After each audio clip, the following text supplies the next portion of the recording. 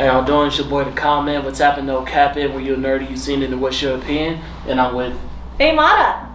And hey everybody, long time no see. It's Advent Nebula with the Toku and Animation News Network with Faye Mata. Hello. And can I get your names one more time, please? Advent Nebula. Evan Nebula. Yep. It's my gamer tag. And Con. Conman. Khan man. Conman. Nice. Yep, and I'm Advent Nebula on Twitch as well. Okay, nice. You stream? I'm gonna get back in the stream. I have not streamed in years. Oh, I stream too. So I do actually follow you on Twitch. You do? Yes. Oh, fun. So I do crazy streams. you have done some very interesting streams. So to start out, for people who don't know who you are, what's some of the roles you're most well known for? Sure. You know what? I guess I'm happy to say that I am overwhelmed by thinking of my roles these days because it used to be easy. I was like, oh yeah, Astolfo, Rin Hoshizora, Lulu from League of Legends. Now it's like, I don't know. You know when people ask like, are there any characters that you wish you could be, or any franchises you wish you could be in? I feel like I've started to knock some of those off, and I'm just like proud of all of them. You know, like I always dreamed of being in Pokemon. Now I voiced Chandelure and Lapras, and now I'm in the mainline series as in the very new Pokemon Horizons on Netflix as Nidothing, and some very big spoiler characters that I can't talk about just yet. But that and Street Fighter. I voice Aki in that and other fighting games. Yeah, because you're Nico in DOA 6. Yes, Nico in DOA 6. I'm Matera in Granblue Fantasy Versus. I'm Fleet in Rivals of Aether 2. Lots of fighting game characters, which means a lot to me, but that's a whole other topic because I just have a huge passion for that. And then yeah, Petra, Fire Emblem Three Houses. What else? Astolfo, Fate Apocrypha. I have a lot of roles that are near and dear to my heart. So when people ask, what are your roles, or what are you well known for? It's tough. It's tough to think about them, but I'm happy about all of them. Like I've also been Barbie. I've been in Lego. And this is the kind of thing I would tell like my grandma, because she doesn't know anime. I'll be like, you know Barbie. She's like, oh, she's gone now. But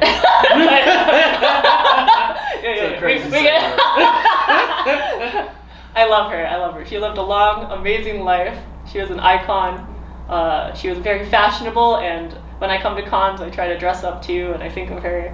So, yeah. So speaking about being a gamer and competing and all that, a lot of women feel like into today's society when it comes to gaming, it's not always a welcome community for women. Mm-hmm. So how do you feel like you're impacting that community? That is a great question. Thank you for asking that.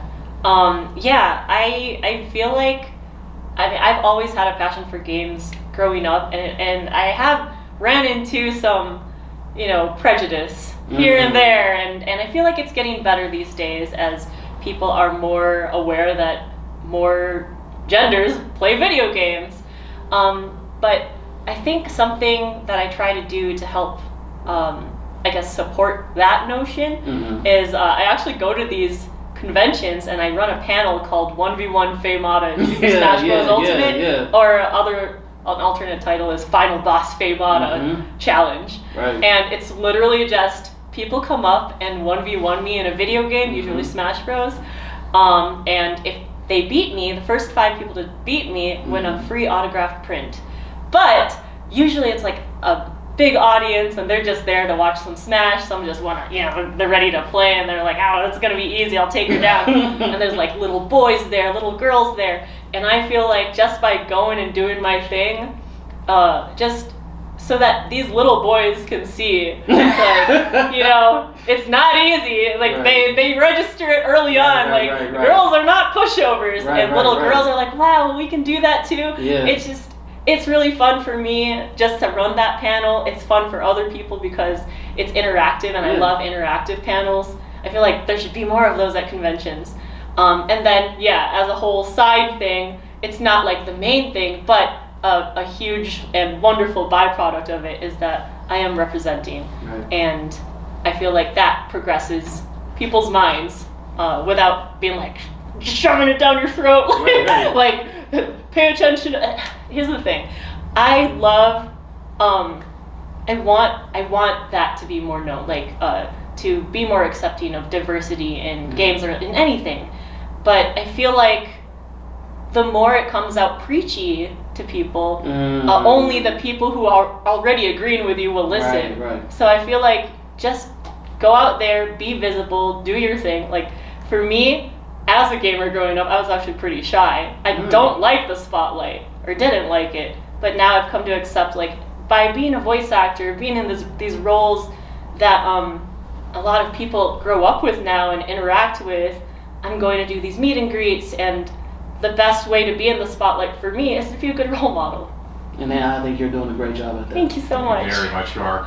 So, over the last 10 years of your career, how do you feel you've evolved from where you were at the start to where you've gotten to now in your career? Okay, career-wise, I mean, I think, okay, so... Is that really your thinking face? It is! I really do this. Okay. It's funny, it's like... feel like you trying to do that. Girl.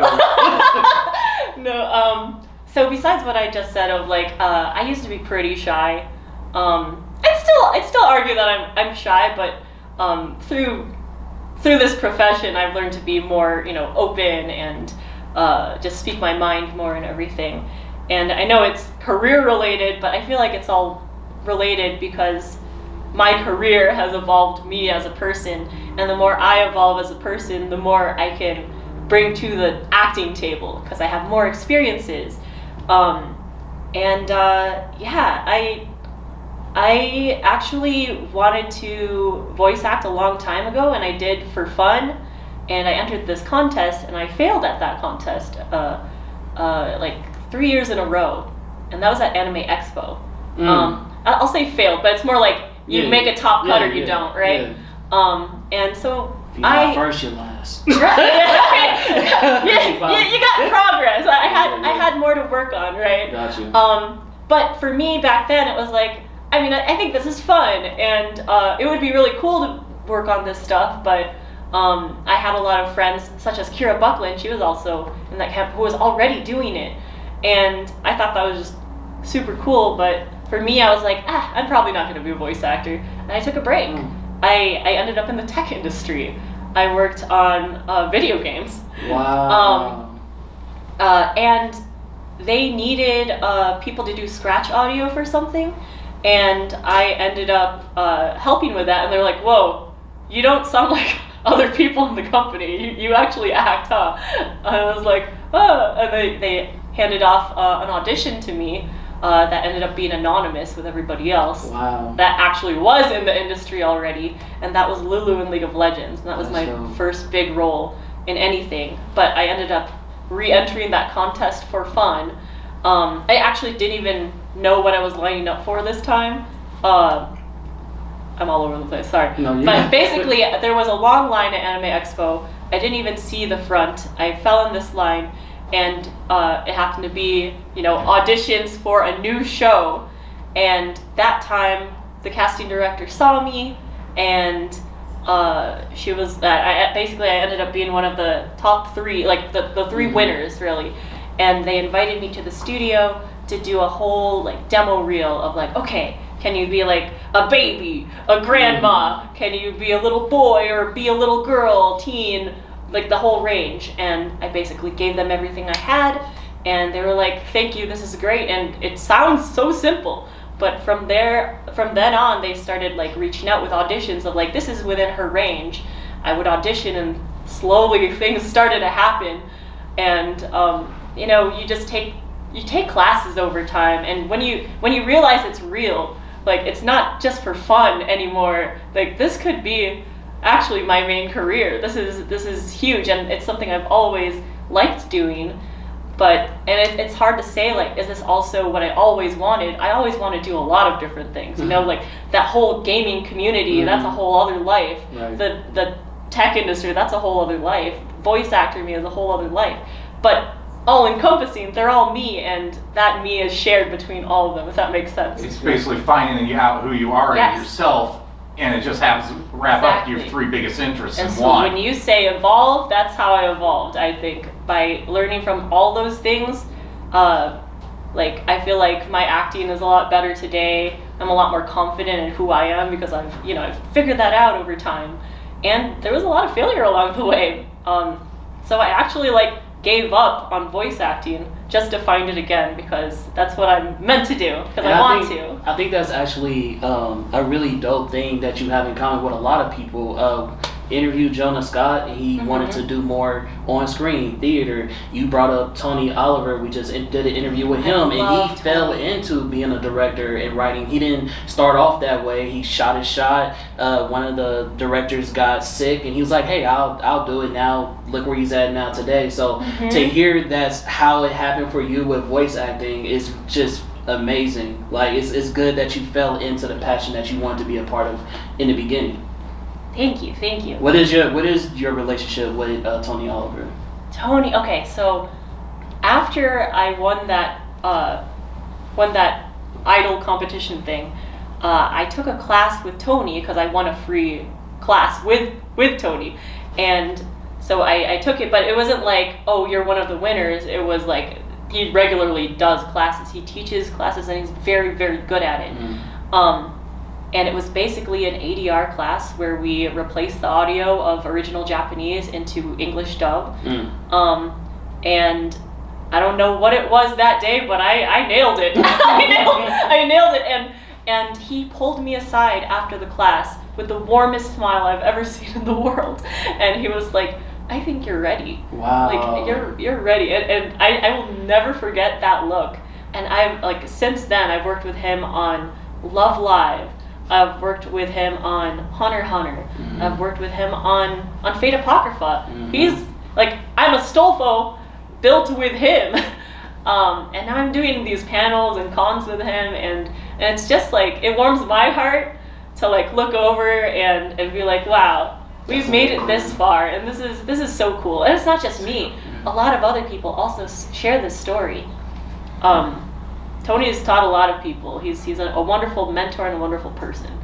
So that's my relationship. And other than on Twitch, where else on social media can they find you that are fans of yours? Yeah, I'm on Twitter or X, whatever, as Faye Mata, FAYEMATA. Twitch.tv/Faye Mata. I'm on Instagram. Someone took my name, Faye Mata, so it's Faye Matata, like a You gotta appreciate the pun there. Yeah. I don't know what's up with that. Let go of my name, please. I appreciate you coming on. I mean, you talked about the communities that you are part of, gaming, anime. Thank you for also blessing the DC community with the movie with Deathstroke playing roles. Oh yeah, that was great. Yeah, can't talk about it because we wrapping up. But thanks so much for what you guys do too. Thank you so much for your time. And as always, see you later. See you later.